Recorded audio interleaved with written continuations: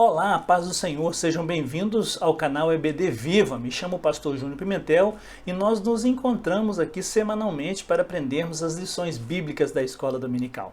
Nossa proposta é apresentar o conteúdo com versículos, subsídios bíblicos, de forma objetiva, clara e de fácil interpretação. Nosso destaque é ser fidedigno ao conteúdo da lição comentada pelo comentarista. Fique conosco, receba as bênçãos e a palavra de Deus.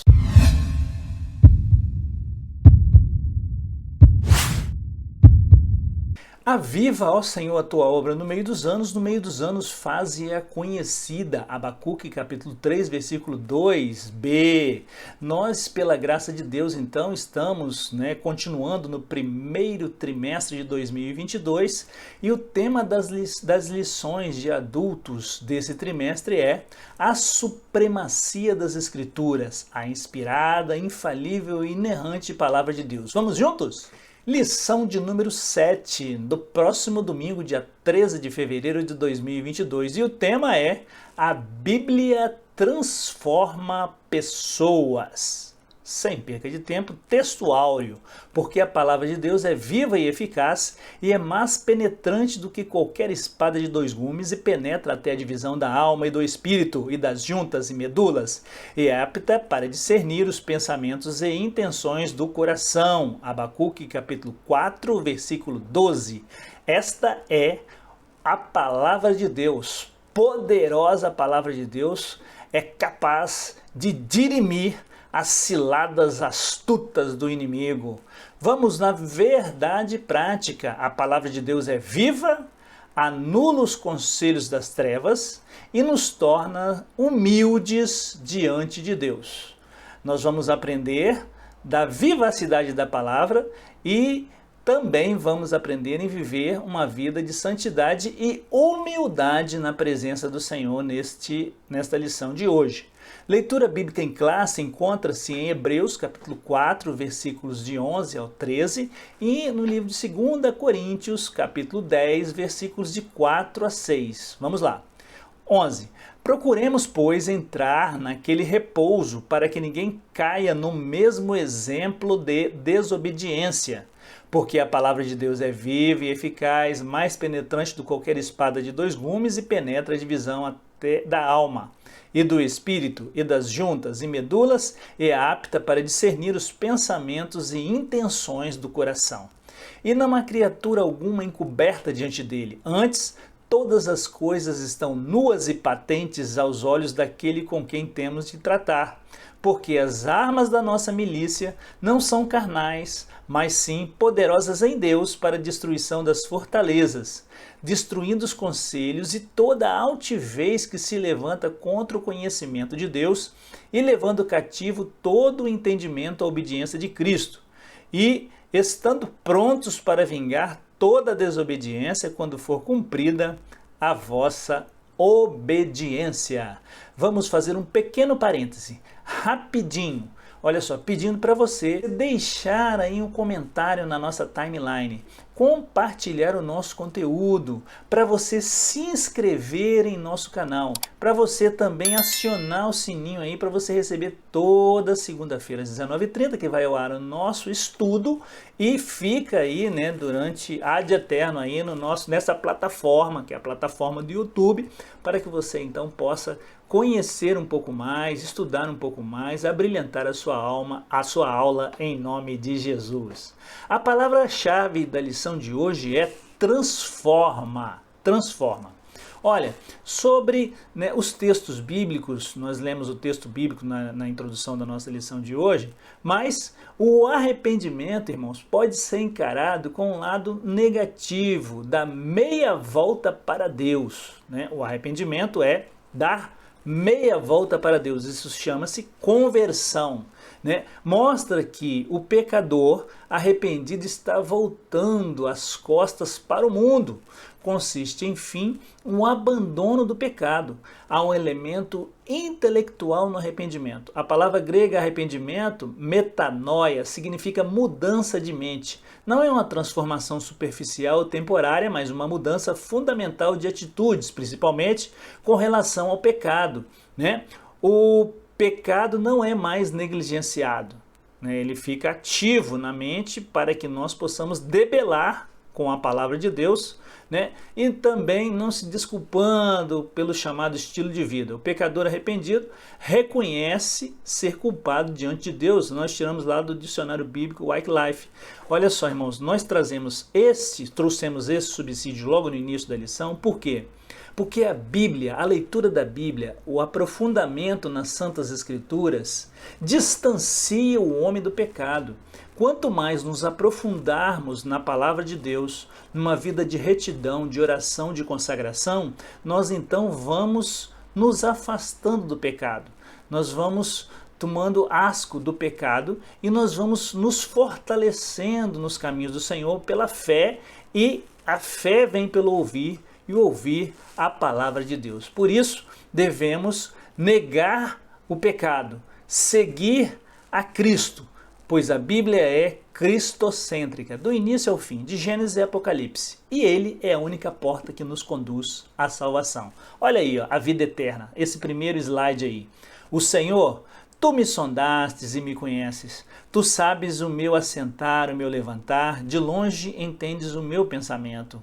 Cercas o meu andar, o meu deitar, e conhece todos os meus caminhos. Não havendo ainda palavra alguma na minha língua, eis que logo, ó Senhor, tudo conhece. Salmos 139, versículos de 1 a 4. Muito bem.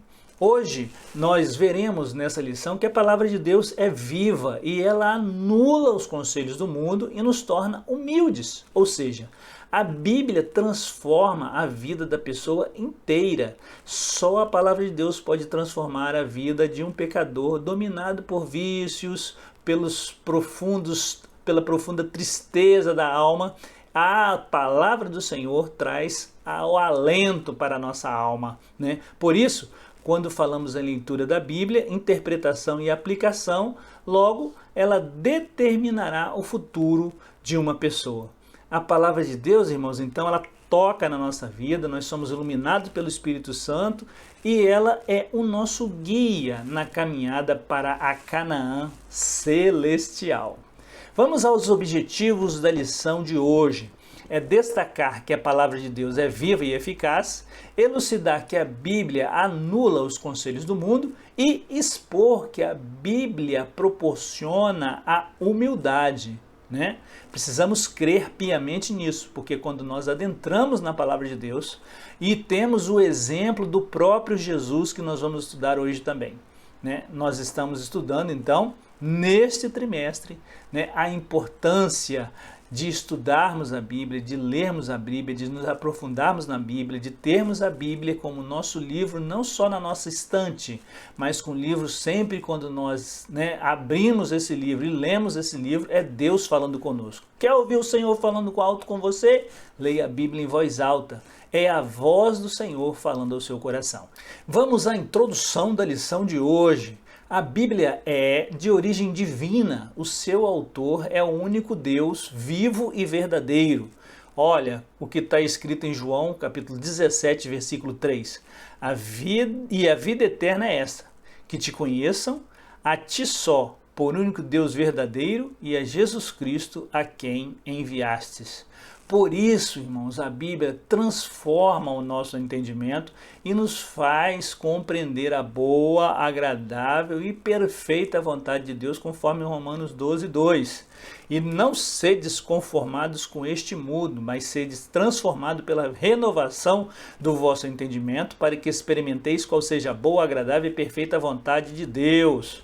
Nesta lição, nós aprenderemos que a Bíblia é viva e eficaz, transpassa o interior de um ser humano e tal qual uma espada que anula os conselhos do mundo e nos capacita a viver em humildade diante de Deus. Este é o tripé que nós aprenderemos hoje, né? É a Bíblia como uma palavra viva, é também, né, como uma espada, ela elimina os conselhos do mundo e nos capacita a viver uma vida santa, humilde, em retidão na presença do Senhor. Provérbios 19, 20, vamos lá. Ouve o conselho e recebe a correção, para que no fim sejas sábios. Muitos propósitos há no coração do homem, porém o conselho do Senhor permanecerá. Leia esse versículo com seus alunos. Ele fala diretamente ao nosso coração e vai ao encontro do que nós estamos estudando na introdução da lição de hoje. Vamos então ao tópico de número 1. A palavra de Deus é viva e eficaz. Os israelitas não entraram em Canaã por negligenciar a palavra de Deus. Vamos lá ver em Hebreus capítulo 4, versículo 6. Visto, pois, que resta alguns que entrem nele, e aqueles a quem primeiro foram pregadas as boas novas, não entraram por causa da desobediência. O povo de Israel, quando saíram do Egito, ficaram vagando pelo deserto 40 anos. E aquela geração que saiu, só Josué e Caleb entraram na terra prometida. Os demais não entraram. Foi a geração então que morreu ali no deserto e entrou então esses novos que nasceram durante essa trajetória. Então, irmãos, nós temos que observar a palavra de Deus para que nós possamos ter acesso, e adentrar na vida eterna. E o único caminho é Jesus Cristo. E onde está Jesus? Na palavra de Deus. Ele é o pão vivo que desceu do céu. É a sua palavra. O autor aos Hebreus faz uma alerta para os cristãos não cometerem o mesmo erro. Lá em Hebreus 11, está citando aqui que nós vimos lá na lição bíblica de hoje. Nesse propósito, e lembra que a palavra de Deus é viva, Hebreus 4, 12a também está na nossa lição bíblica. Hebreus 3, 12. Vede, irmãos, que nunca haja em qualquer de vós um coração mau e infiel, para se apartar do Deus vivo. E já no 10:31, no livro de Hebreus, horrenda coisa cair nas mãos do Deus vivo. Portanto, ela deve ser obedecida. A palavra de Deus precisa ser obedecida, a fim de evitar o quê? Prejuízo e morte. Tem aí a citação. Não se trata de um ensino obsoleto, ao contrário, a palavra de Deus é viva, permanece viva, porque o Altíssimo vive desde a eternidade. Então, a palavra de Deus não passa, as letras santas das Escrituras não passam, nem fica obsoleta, nem fica ultrapassado. Ela é sempre atual, ela é viva e é eficaz. Lá em 1 de Pedro, capítulo 1, versículo 23, diz assim: sendo de novo gerados, não de semente corruptível, mas da incorruptível, pela palavra de Deus viva que permanece para sempre. Aqui o autor diz aí uma palavrinha chamada semente incorruptível, Incorruptível. Por essas razões a palavra é igualmente eficaz, isto é, opera a vontade de Deus e jamais volta vazia, como nós lemos lá em Isaías 55, versículo 11. Devemos, irmãos, buscar cada vez mais e também nos conformarmos, ou seja, nos aproximarmos da imagem de Cristo, mediante o quê? A oração. Através da leitura da palavra, o Espírito Santo vai trabalhando em nós, no nosso espírito, e nós nos aproximando de Jesus, nós experimentamos o seu amor. Olha lá o que diz 2 Coríntios capítulo 3, versículo 18, para complementar esse primeiro tópico aí. Mas todos nós, com a cara descoberta, refletindo como um espelho a glória do Senhor. Somos o quê? Transformados de glória em glória, na mesma imagem como pelo Espírito do Senhor. Está lá em 2 Coríntios capítulo 3, versículo 18. Importantíssimo, então, estarmos aprofundando na palavra de Deus e sabendo que nós refletimos a imagem de Deus, a vida do Senhor para os próximos, para o próximo, Por quê, irmãos? Porque o nosso testemunho fala muito mais alto do que a nossa pregação, Subtópico 2, a palavra de Deus é a espada penetrante, conforme nós lemos no texto áureo da lição de hoje, né? O texto sagrado descreve as escrituras como mais penetrante do que qualquer espada de 2 gumes, né? Lá no texto áureo. O uso figurado da espada de 2 gumes simboliza que a palavra de Deus é tão bem afiada que nada existe que ela não possa ultrapassar. Nenhuma resistência humana consegue impedir a ação da espada do Espírito. Efésios capítulo 6, versículo 17. Vamos lá. Tomai também o capacete da salvação e a espada do Espírito, que é a palavra de Deus. Assim, a palavra de Deus penetra até a divisão da alma do Espírito, juntas e medulas, né? Lá em Hebreus capítulo 4, 12c, que é o nosso texto áureo. Significa que ela atinge o âmago de nosso interior, examina os segredos obscuros e revela o nosso verdadeiro caráter. Ainda expõe os desejos de nossa alma e os conflitos entre o nosso espírito e a nossa carne. Quando nós lemos, a Bíblia desnuda a nossa vida e nós podemos ter a palavra de Deus. Cada vez que nós lemos um versículo, nós descobrimos algo novo ali, irmãos. O mesmo versículo, em alguns momentos da nossa vida, diferentes momentos da nossa vida, quando nós lemos o mesmo versículo, o mesmo capítulo, Deus nos fala de maneira diferente. E nós precisamos pedir ao Espírito Santo que nos dê a capacidade de entendermos pelo Espírito Santo de Deus, que é o autor e o consumador da nossa fé, né, que nós entendamos o que a palavra de Deus quer nos dizer. Né? Muito bem, Gálatas capítulo 5, versículo 17 diz assim: porque a carne cobiça contra o Espírito, e o Espírito contra a carne, e estes opõem-se um ao outro, para que não façais o que quereis. Há uma luta invisível no campo espiritual, e ela é ferrenha, né? Ela é ferrenha. Nós precisamos estar atentos a isso, sabendo que nós em nós mesmos não temos fortaleza não. Nós nos fortalecemos quando nós meditamos na palavra de Deus, né? Os que se converteram, irmãos, foram batizados nas águas no Espírito Santo no dia do Pentecostes. Vamos trazer esse recorte aí para os irmãos. E mostraram novas evidências da obra do Espírito Santo em suas vidas. Por quê? Começaram, irmãos, aqueles irmãos do primeiro século a ter tudo em comum, a dividir as suas posses, as suas fazendas. Eles também tinham o desejo de pregar a palavra de Deus, né? Deus trabalhou, a igreja foi perseguida, eles foram espalhados ali nos crentes do primeiro século. E aí, irmãos, depois de Cristo, claro, e nós observamos aí que a igreja do Senhor também, quando ela adentra e ela está de acordo com a palavra de Deus, ela pode sofrer perseguições. Neste mundo, Deus não promete aqui um mar de rosas, não. Nós teremos aflições, o próprio Jesus diz, no mundo tereis aflições, mas tem de bom ânimo. Então, nesses momentos difíceis, nos momentos fáceis, em qualquer momento, em tempo e fora de tempo, precisamos meditar na palavra de Deus, né? Em Atos capítulo 2, 42, 46 e 47, diz assim: e perseveraram na doutrina dos apóstolos, ou seja, na palavra de Deus, meditando, na comunhão e no partir do pão e nas orações, e perseverando todos unânimes, todos os dias no templo, partindo pão em casa, comiam juntos com alegria e singeleza de coração, louvando a Deus e caindo na graça de todo o povo. E todos os dias acrescentava o Senhor aqueles que haviam de salvar. Temos aqui então uma descrição de uma obra contínua do Espírito Santo que aprofundou a experiência dos crentes no amor de Deus e a sua palavra, uns pelos outros e todos por Jesus.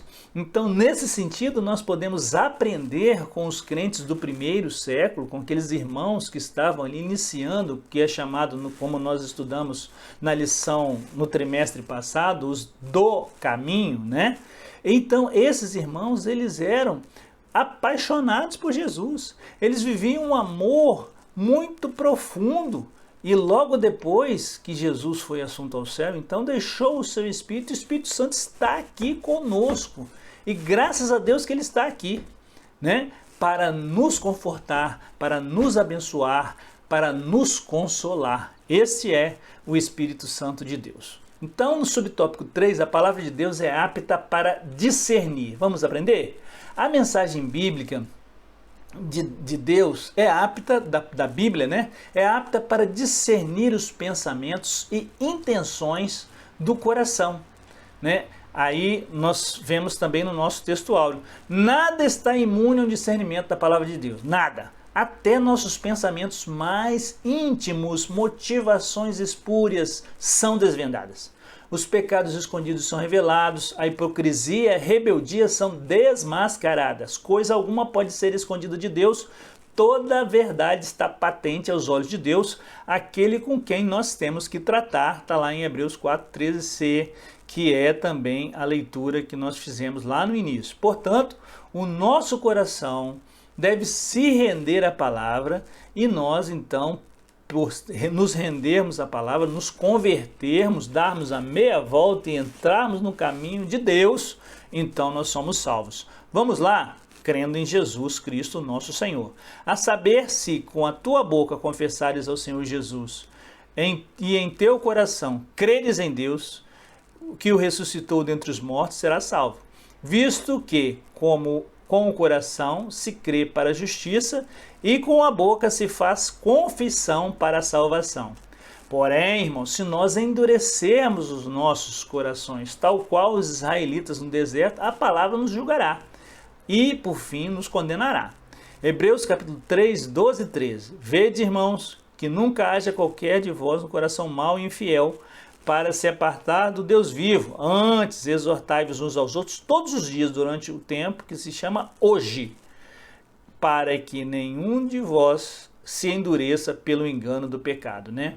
Já chegamos ao final do tópico 1 e a sinopse do tópico 1 é: a palavra de Deus é viva, eficaz e apta para discernir o interior do ser humano. Vamos para o segundo tópico da lição de hoje. A Bíblia anula os conselhos do mundo. As armas da nossa milícia. Paulo esclarece aos Coríntios que as armas da nossa milícia não são carnais, né? Também aprendemos lá no texto bíblico da leitura em classe de hoje, né? 2 Coríntios 10, 4a. Isso porque a nossa luta é de ordem espiritual. E com a nossa sabedoria humana, a gente pode acrescentar que nós não conseguimos, irmãos, né, descobrir os segredos da palavra de Deus, não. Nós só conseguimos que Deus nos revele os mistérios de sua palavra pelo Espírito Santo de Deus, né? Nós, com a nossa sabedoria humana, pode ter mestrado, pós-doc, doutorado, pode ser o mais sábio pensador, filósofo. Não, a palavra de Deus não é assim não. Deus escondeu a estes, muitos destes, e revelou aos pequeninos. E aí, irmãos, quando nós vemos aí muitos irmãos aí na nossa igreja, fala tudo errado, nós vai e tal, mas quando abre a boca o poder de Deus cai, o Espírito Santo enche o templo e nós somos renovados pelo Espírito porque há unção naquela palavra. Deus se revelou por meio daquela palavra. Aquele irmão se humilhou perante o Senhor e Deus lhe deu a sua revelação e ele é cheio de Espírito Santo e ele também irradia esse poder para outros por meio da palavra de Deus e por meio de uma vida santa, testemunhando que Deus salva, que Deus cura, que Deus batiza, que Deus leva para o céu, né? Efésios capítulo 6, versículo 12, porque não temos que lutar contra a carne nem contra o sangue, mas sim contra os principados, contra as potestades, contra os príncipes das trevas deste século, contra as hostes espirituais da maldade nos lugares celestiais. Portanto, como nós dissemos aqui, os métodos humanos, tais como subterfúgio, conchavos, ameaças, calúnias e difamações, né? A nossa luta, então, é espiritual. Muitas vezes essas questões surgem contra os homens de Deus, contra as mulheres de Deus, contra o povo de Deus, para tentar tirá-los da presença de Deus, mas nós devemos aí estarmos mais próximos do Senhor para que Ele, pelo meio do Espírito Santo, possa nos fortalecer no caminho da salvação. Nosso poderio de ataque não é carnal, nossas armas são poderosas de Deus, né? E o conselho bíblico é tomar toda a armadura de Deus a verdade, a justiça, o evangelho, a fé, a salvação, a espada do Espírito e uma oração perseverante. Vamos lá? Em Efésios capítulo 6, versículo 13 a 18. Vamos fazer essa leitura juntos. Portanto, tomai toda a armadura de Deus para que possais resistir no dia mau e, havendo feito tudo, ficai firmes. Estai, pois, firmes, tendo cingido os vossos lombos com a verdade, vestida a couraça da justiça e os calçados os pés na preparação do evangelho da paz, tomando sobretudo o escudo da fé, com o qual podereis apagar todos os dardos inflamados do maligno. Tomai também o capacete da salvação, a espada do Espírito, que é a palavra de Deus, orando em todo o tempo, com toda oração e súplica no Espírito e vigiando nisso, com toda perseverança e súplica por todos os santos. Então, irmãos, nós vemos aqui neste texto bíblico algumas palavrinhas que nós precisamos permanecer na palavra. Nós precisamos permanecer em oração, em súplica, cotidianamente, para que nós então possamos vencer os dardos do maligno por meio das armas da armadura de Deus, né? E cingindo nossos ombros com a verdade, com a justiça, que é a palavra de Deus. Muito bem. A destruição das fortalezas é o subtópico de número 2. Falamos das armas da milícia e agora nós vamos falar sobre a destruição das fortalezas. A Bíblia, ela afirma que o mundo jaz no maligno, está lá em 1 João, capítulo 5, versículo 19. Né? O líder das forças do mal é quem? É o diabo. 1 Pedro, capítulo 5, 8. Sede sóbrio, vigiais, pois o diabo, vosso adversário, anda em derredor, bramando como leão, buscando a quem possa tragar. Ele trabalha, irmão, pelo espírito do erro. Ele trabalha contra o reino de Deus. A luz, ela dissipa as trevas, mas as trevas tentam ofuscar a luz. Né? 2 Tessalonicenses, capítulo 2, versículo 4, o qual se opõe e se levanta contra tudo que se chama Deus, né? Ou se adora, de sorte que se assentará como Deus no templo de Deus, querendo parecer Deus. Então ele, irmãos, é ambicioso, ele ainda vai querer sentar no trono, vai querer reinar, mas Deus vai aniquilar. Deus, né, por meio do seu Filho Jesus, quando Jesus voltar, depois de 7 anos, descerá e aí vai desmascarar o inimigo e vai reinar 1000 anos aí na terra e depois então novos céus e nova terra. Para tanto, se opõe os valores cristãos, dissemina o ódio, o desrespeito à vida, né, a corrupção, a imoralidade, dentre outros tantos pecados, né? Contudo, o poder de Deus é capaz de destruir as fortalezas do diabo, como nós lemos também na leitura do texto bíblico hoje. A palavra de Deus anula o mal com graça e poder e liberta as almas da prisão espiritual. Em Cristo há liberdade, e conhecereis a verdade, e a verdade vos libertará. O inimigo tenta colocar na cabeça dos nossos adolescentes, dos nossos jovens, que você servir ao Senhor é uma prisão, ali não tem liberdade, mas não. A palavra de Deus diz exatamente ao contrário, que nós conhecereis a verdade e a verdade vos libertará, porque quem nos torna cativo é o pecado que nos prende com suas algemas, e quem liberta é o Senhor Jesus, por meio de quê? Da palavra. Então é nisso que nós estamos estudando e que precisamos de levar para as nossas salas, né? Judas capítulo 1, versículos 21 a 23. Conservai-vos a vós mesmo no amor de Deus, esperando a misericórdia de nosso Senhor Jesus Cristo para a vida eterna.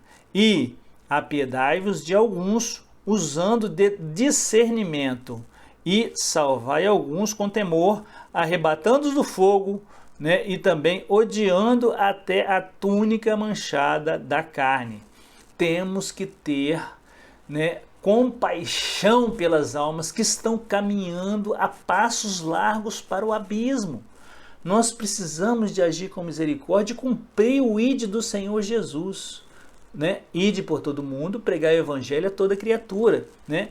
O Senhor Jesus, ele é a vida eterna e é o único caminho. E nós precisamos pedir, como nós lemos aqui ao Senhor, discernimento. Irmãos, nesses últimos dias, muitos têm se levantado e alguns têm se apostatado da fé. Sabe por quê? Porque muitas vezes estão entrando aí numa igreja, levantando a sua mão naquele momento ali, né, de euforia, aceitando Jesus. Por quê? Porque algum pregador diz que não vai ser rico, que vai ser aqui, você não vai ter mais doença, né? Muitos pregando por aí, vem para Jesus que você não vai ter mais doença, vem para Jesus que você vai ser muito rico, você vai ser muito próspero. Mas a palavra de Deus diz o seguinte: no mundo tereis aflições, tem de bom ânimo que eu venci o mundo. Na palavra de Deus diz que nós vamos ser provados, diz que nós vamos ter perseguição pelo amor de Jesus. É isso que o apóstolo Paulo diz nas suas cartas, que nós aprendemos no trimestre passado e nós estamos aprendendo nesse trimestre. Então temos que estar atentos às verdades bíblicas e, como eu disse, volto a dizer e vou dizer até no final, ser crentes bereanos, examinando as escrituras, porque Deus tem compromisso, não é com o pregador não. Deus tem compromisso com a sua palavra. Como nós lemos em Isaías, ela não volta vazia.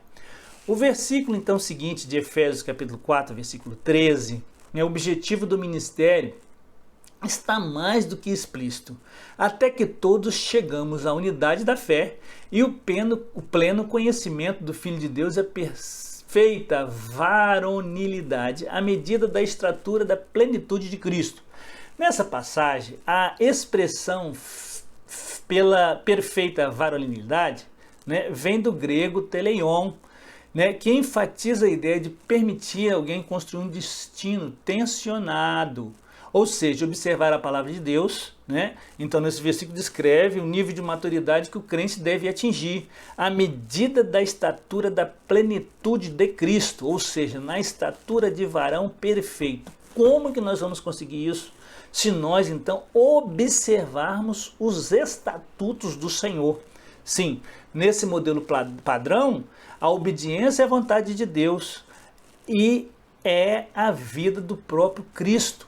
Nós precisamos refletir a imagem de Cristo aqui na terra, né? Efésios capítulo 4, versículos 14 e 15.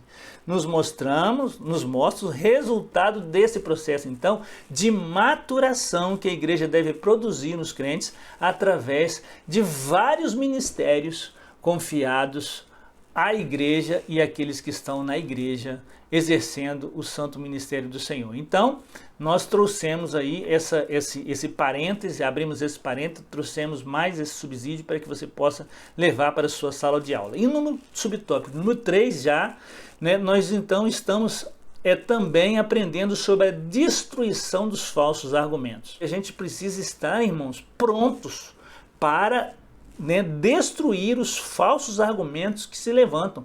Como que Jesus ele destruiu o falso argumento que Satanás levantou contra ele?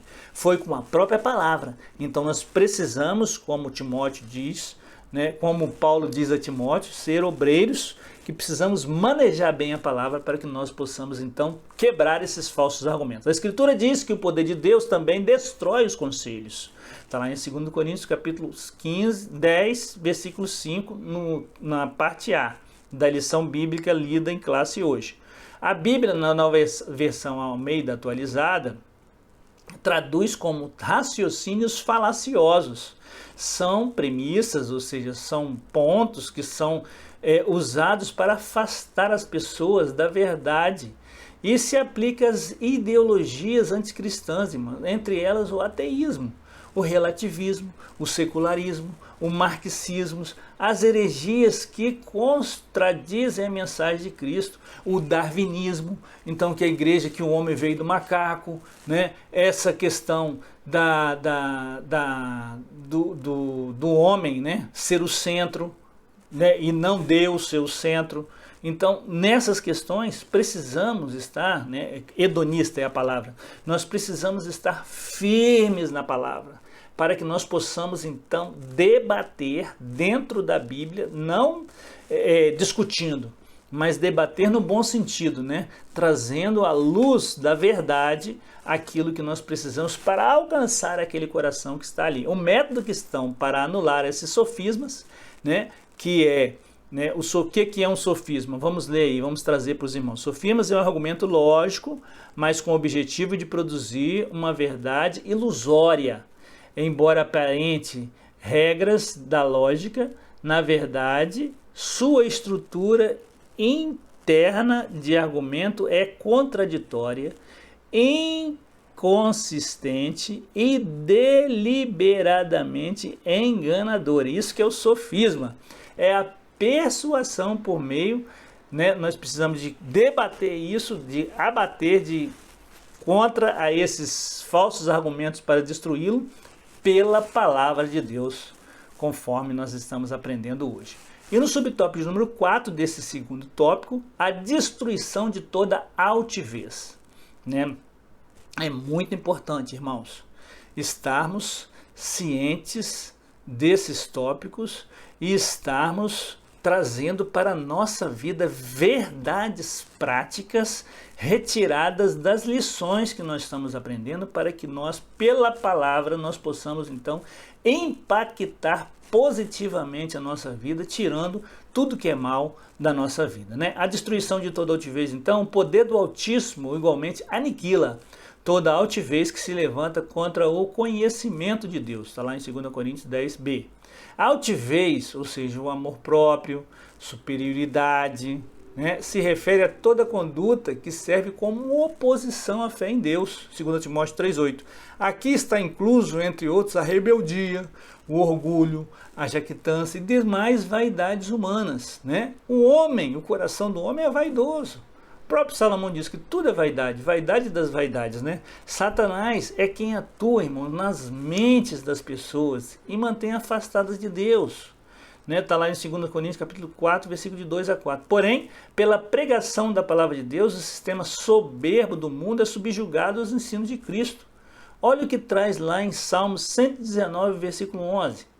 Escondi a tua palavra no meu coração para não pecar contra ti. Sabe? Então, irmãos, nós precisamos estar, né, atentos, porque a altivez, né, isso não procede de Deus, e nós vamos aprofundar esse assunto no próximo tópico. Vamos à sinopse do tópico 2. As nossas armas são poderosas em Deus para derrubar as fortalezas dos diabos e os falsos argumentos e toda altivez humana. A Bíblia nos torna humildes. Esse tópico também é um tópico muito importante, nós vamos aprofundar nele mais um pouquinho. Deus aborrece a soberba. Aqui, irmãos, né, o comentarista, é interessante que nós façamos a leitura do capítulo 4 de Tiago. Né, e o comentarista traz aqui, né, pontos desse capítulo 4, neste primeiro tópico do subtópico, né, do tópico 3. A Escritura declara que Deus resiste aos soberbos, dá, porém, graça aos humildes. Dentro do reino de Deus, né, as coisas são inversamente proporcionais. Você precisa de descer para que Deus te exalte. Você precisa de humilhar na presença do Senhor, dobrar os seus joelhos, clamar ao Senhor, se colocar na sua insignificância como um ser humano, pecador, reconhecer o seu pecado, e Deus nos exaltará no tempo oportuno e nós alcançaremos a salvação. Isto indica que Deus abomina os arrogantes, que confiam na sabedoria mundana e que rejeita os preceitos divinos. Tem muito isso aí, irmãos.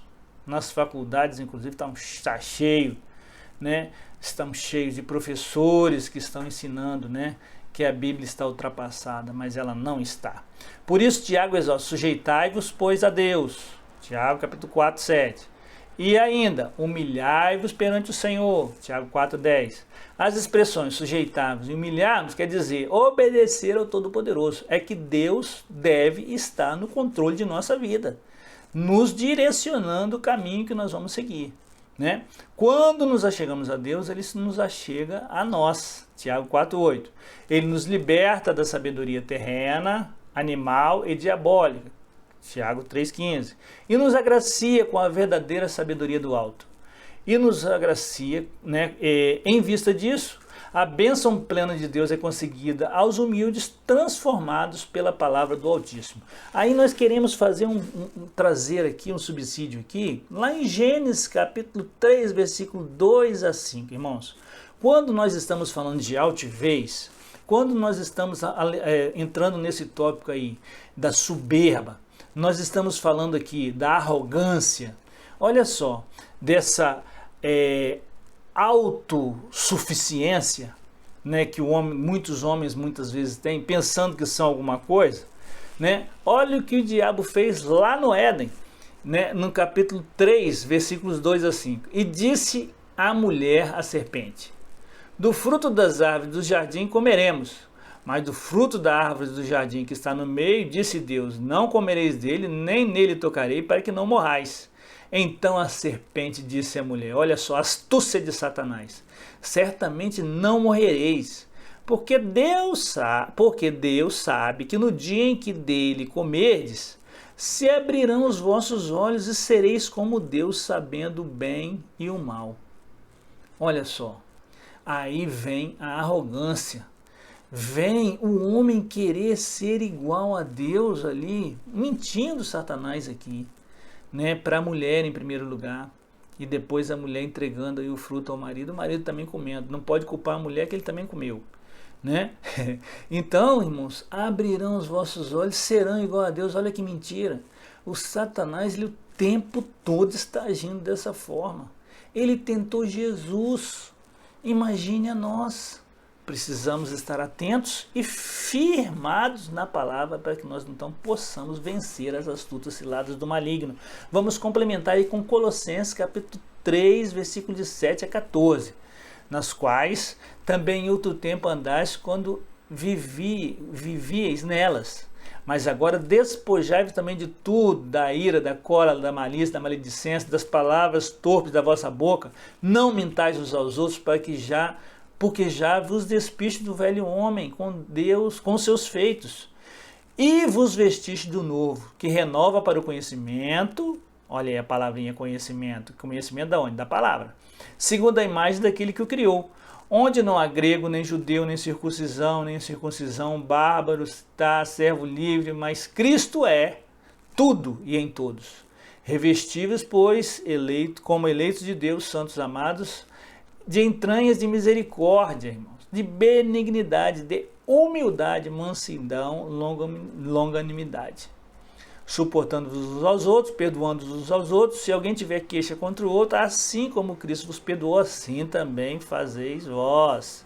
E sobre tudo isso, revestivos de um amor, que é o vínculo da perfeição. Que palavra! Cristo é nosso exemplo de humildade. Olha só em quem precisamos nos espelhar. A Bíblia registra que Cristo não teve usurpação de ser igual a Deus, mas aniquilou-se a si mesmo, tornando forma de servos. Ele se fez menor que os anjos, para que então nós, por meio do sangue do Cordeiro de Deus, que tira o pecado do mundo, fôssemos perdoados. Antes havia ali no Antigo Testamento um simbolismo, né? Ali um cordeiro que era imolado, né? Aquele cordeiro lá no pátio, as pessoas levavam o cordeiro, imolava aquele cordeiro, entregava o sangue o sacerdote levava lá no Santo dos Santos e expiava os pecados daqueles que estavam ali, né? Mas aquilo ali era como encobria os pecados. E hoje nós somos libertos do pecado, porque Cristo levou os nossos pecados, as nossas dores, as nossas transgressões quando morreu na cruz do Calvário. Filipenses 2, de 5 a 7, então. De sorte que haja em vós O mesmo sentimento que houve também em Jesus, que sendo forma de Deus, não teve usurpação de ser igual a Deus, mas esvaziou-se a si mesmo, tomando a forma de servo, fazendo semelhante aos homens. Ele deixou a sua glória, humilhou-se para submeter-se à vontade do Pai, foi obediente até a morte, morte de cruz. Cristo novamente agiu com humildade ao lavar os pés dos apóstolos. Lá em João, capítulo 13, versículo 14, nós observamos esse texto que nós vamos trazer aí para os irmãos. João 13, 14. Ora, se eu, Senhor e Mestre, vos lavei os pés, vós deveis também lavar os pés uns aos outros, porque eu vos dei exemplo, eu vos dei o exemplo, para que, como eu vos fiz, façais vós também. Na ocasião, ele disse que devemos aplicar este mesmo princípio em nosso viver. Este é o padrão de conduta para os cristãos. Desse modo, quem é verdadeiramente sábio obedece à palavra e imita os passos de Jesus. Ele não estava dizendo certamente, literalmente, em lavar pé, mas ele estava dizendo para agirmos como ele, sendo humilde, servindo ao próximo, porque Deus, sendo Pai celestial, mandou seu Filho Jesus para morrer por nós, e o Espírito, e Jesus, quando estava aqui na terra, não estava para ser servido, mas veio para servir. E hoje ele está no céu, está glorificado, e nós podemos hoje o adorar em espírito e em verdade. E para isso que nós fomos criados, para adorar o Senhor na beleza da sua santidade. A humildade é uma virtude cristã. Cristo ensinou que para entrar no reino do céu a pessoa deve se portar com humildade. Mateus 18, 4, nós vamos ler aí. Portanto, aquele que se tornar humilde como esse menino, esse é o maior no reino dos céus. Que os discípulos estavam perguntando a Jesus quem era maior no reino dos céus. Jesus então puxa uma criança e ele diz esse versículo, essas palavras aqui, portanto, aquele se tornar humilde como essa criança, então esse é maior no reino do céu. Quer crescer perante o Senhor? Humilhe-se na presença do Senhor e ele te exaltará no tempo certo. Assim, somente a genuína conversão é capaz de modificar a nossa forma pecaminosa de viver. Nessa direção, Paulo fez um apelo para que os salvos andem como é digno da vocação do que forem chamados. Efésios 4:1, nós vamos ler agora. Rogo-vos, pois, eu, preso no Senhor, que andeis como é digno da vocação, como fosse chamados com toda humildade, mansidão, longanimidade, suportando-vos uns aos outros em amor. Assim, somente uma conversão, irmão, genuína pode modificar a nossa vida pecaminosa, né, e de viver. Nessa direção, o apóstolo Paulo faz um apelo para que os salvos andem, né, como é digno nessa vocação que nós somos chamados, né, e enfatiza a necessidade da prática da humildade, né. Aí, ser humilde significa comportar-se com modéstia e reconhecer as próprias fraquezas. Todavia, ninguém recebe a virtude alguma se não for transformado pelo Espírito Santo. Ou seja, quer dizer que uma pessoa não foi purificada pela palavra de Deus, se ela não adentrou na palavra, se ela não leu a palavra, se ela não guardou a palavra, se ela não meditou na palavra, se ela não aprofundou na palavra, não pode ser verdadeiramente humilde, porque a humildade vem do aprendizado das santas letras das Escrituras Sagradas, né? É isso aí, né?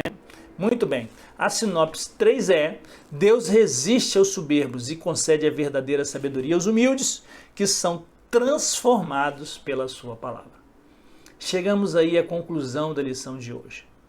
Que o Senhor possa fazer-nos entender, abrir o nosso entendimento para que nós possamos assimilar e guardar a sua palavra em nosso coração.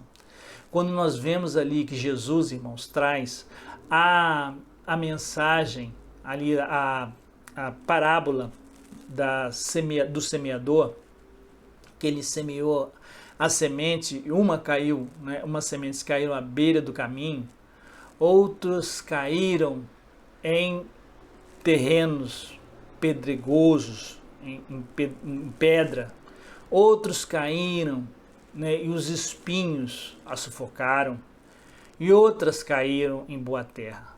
Nós vemos aí, irmãos, que no reino de Deus aproximadamente a boa terra é 25%, né? Aquela que cai à beira do caminho logo é pisado pelos homens. E essa semente, irmãos, aquela semente da palavra de Deus que foi plantada, ela não germina, ela morre. São aqueles cristãos que chegam, que ouvem a palavra, que estão ali, mas eles não são verdadeiramente modificados pela palavra. Eles vão por algum interesse e logo eles morrem. Depois, aqueles que estão, irmãos, também, além desses que estão à beira do caminho, os espinhos que sufocam. Os espinhos são os prazeres desse mundo, as riquezas do mundo. São esses espinhos que sufocam a palavra. Nós temos que amar a Deus sobre todas as coisas, o próximo como a nós mesmos. Aqueles também que caem em terrenos rochosos, a raiz ela é pequena, ela é curta, então logo ela morre. Né? Vem o sol ali, ela morre, não tem aquele terreno, né, ali fértil para que a palavra então cresça. E logo o inimigo, irmãos, vem, os pássaros vêm naquela semente, comem aquela semente, os espinhos vêm e sufocam a semente, as pedras ali, né, o sol vem ali, derrete aquela semente ali, tira aquela semente, e a semente que cai em boa terra. Que o nosso coração seja boa terra, que a palavra de Deus possa germinar, que possa dar 30, possa dar 60, produzir por 100, que nós possamos estar então frutificando na presença do Senhor. O Altíssimo não tolera a soberba humana, nem a rejeição à revelação divina. Os israelitas se rebelaram contra ela e sucumbiram no deserto. A palavra de Deus examina os segredos humanos e desfaz todos os conselhos mundanos. Os humildes se sujeitam a Deus e a sua palavra são transformadas e agraciadas com a plenitude das bênçãos divinas. O mistério revelado no Novo Testamento, por Paulo aos Coríntios, capítulo 15, versículo de 51 a 54. Esse texto que nós vamos trazer hoje. Eis que vos digo um mistério. Na verdade, nem todos dormiremos, mas todos seremos transformados. No momento, num abrir e fechar de olhos, ante a última trombeta, porque a trombeta soará e os mortos ressuscitarão incorruptíveis, e nós seremos transformados. Porque convém que isso que é corruptível se revista da incorruptibilidade e que isso que é mortal se revista da imortalidade. E quanto isto que é corruptível se revestir da incorruptibilidade, e isto que é mortal se revestir da imortalidade, então cumpre-se-á a palavra que está escrita: tragada foi a morte na vitória. Que o Senhor possa abençoar rica e poderosamente cada irmão, cada irmã, e que nós possamos perseverar nos caminhos do Senhor, meditando na inerrante, na inspirada, na infalível palavra de Deus. Senhor nosso Deus e nosso Pai, nós te agradecemos por essa oportunidade de estarmos aqui mais uma vez, orando a Ti, ó Pai, por estes irmãos, por essas irmãs que estão, Senhor, nesse Brasil varonil. Nós estivemos observando hoje, né, aonde está chegando estas palavras. Vimos, Senhor, que estamos chegando em São Paulo, no Rio de Janeiro, Piauí, Macapá, Amapá, Acre, Belém, Rio Grande do Sul, Santa Catarina. Nós também, Senhor, estamos chegando ao Centro-Oeste, no Espírito Santo, Rio de Janeiro, no Sudeste, né? Também, Senhor, estamos chegando em todo o território nacional. Que Tu, Senhor, possa, Pai, Deus querido, por meio da Sua palavra, Deus, transformar os corações. Porque nós sabemos, Senhor, que Tu, Senhor Deus Pai, não se importa com multidão, mas Tu se importa com aquele coração regenerado e que dê ouvido às Santas Escrituras. Oramos para, Senhor, que todos aqueles que ouçam a Tua palavra sejam, Senhor, convencidos pelo Espírito Santo da verdade, da justiça, do juízo, e se convertam a Ti aqueles que não são salvos. Em nome de Jesus, amém.